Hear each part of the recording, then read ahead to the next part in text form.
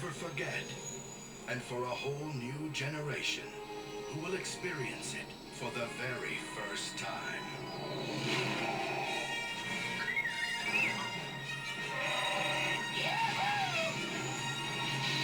The Star Wars Trilogy.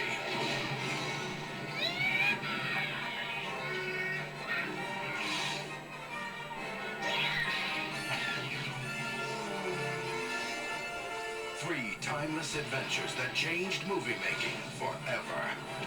Now, the entire trilogy, digitally mastered in THX for the ultimate in sound and picture quality.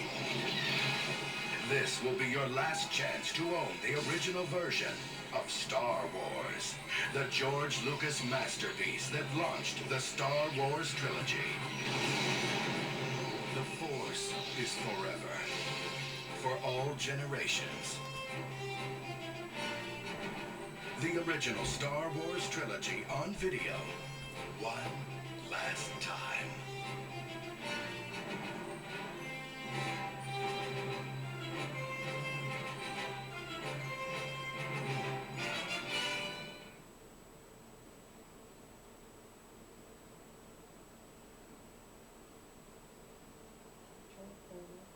Hello, I'm Leonard Maltin.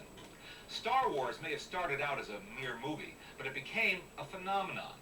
It changed the way movies were made, perceived, and marketed. It ushered in a new era of science fiction and fantasy, and developed a whole new vocabulary of visual special effects. And the man who created the film, who imagined it, and then realized it, is here with us today to share some of his memories. George Lucas. George, if I asked you to sum up your feelings today, looking back at the whole Star Wars experience, if I asked you to sum that up in one word, what word first comes to mind? If there's anything the Star Wars experience has been for me, it's unpredictable.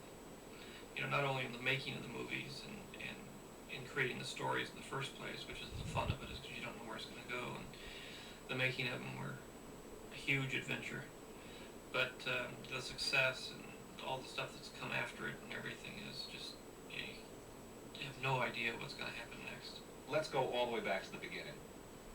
What was the beginning? I would say probably the original impetus for the whole thing was, I used to watch a serial on television called Adventure Theater, and they had Flash Gordon, Conquers the Universe on it, and I used to love that.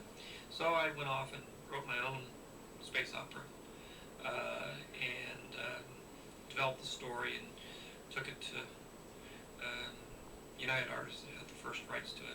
They said no, they didn't want it, and I took it to Universal because I just finished American Graffiti, and they said no, they didn't want it.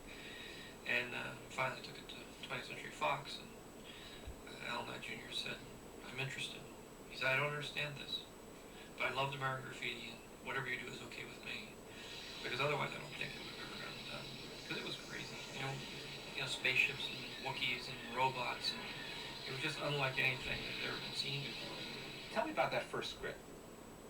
Now, did you try to tell the whole story in one script? Well, at that point it wasn't the whole story. I wrote a script, and the script was very ambitious. It told a very large story, and when I finished it, I realized that it was way too big to make into a movie. So I took the first part of it, sort of the first act, and I said, I'll make the movie about this. And I had to expand on it, move it around, play with it a little bit. But I basically then focused on that as being the film. And I said, someday, if I ever get a chance, maybe I'll make these other things, the rest of the other two-thirds into a movie. But right now, that's just going to go on the shelf, and I'll leave it there. And so that's really how the first project came to pass. The other part of it is in order to write that first script, I had to write a backstory about where Darth Vader came from, how the kids evolved, his wife, how Ben related to all that, how the Emperor came to power, and that ended up being the basis for the projects that I'm working on now. You have a go-ahead on the script. You're revising it as you're preparing now to shoot the movie. How do you begin to prepare to shoot this movie? I went around and there were no departments at the studios, no one to do this. So I had to sort of build up from scratch my own special effects company in the process of starting this whole thing. How do you find people? How do you find the right people to do that kind of thing and to invent things, which is what they had to do? there was a small group of people that had done special effects. Some guys had worked in commercials doing the Pillsbury Doughboy and this, so there was maybe a few dozen people in Hollywood that had actually had some experience. They were mostly college students, and mostly very young. I think the average age of ILM when it started was like 24. It's the average age, and so there are a lot of kids that were like 19, 20 years old. Tell me about some of the casting decisions. What I would do is I would take the various contenders for the various roles and I'd mix them around and have them work ensemble. Because what I was trying to do is see how they all look together and work together as a group, not as individuals. And I think that was a very important part about the casting is I cast a group. I didn't cast one person, one person, one person. I saw how they all worked together and then chose it that way. What was the most serendipitous bit of casting? Probably Harrison. Fred Roos, who was helping with my casting, was a good friend of Harrison's, and so he had him. He was a carpenter, and he sort of had him. He'd been an actor and been under contract, but he was working as a carpenter, fixing their offices up. And as I was casting everybody, we said, well, we'll start doing these tests. And I said, well, we're short one hand solo. I've only found 4. I need 5 because I have 5 of everything else. And so I just said, well, Harrison, do you want to do this? You want to stand in and sort of read some parts against these other parts so we can get through this thing? And he said, yeah, and he started reading them. He read them better than anybody else did. What was the toughest part of making Star Wars? Well, there was a lot of drama through the whole thing. It was a very tough film to make. It was a fairly low-budget film.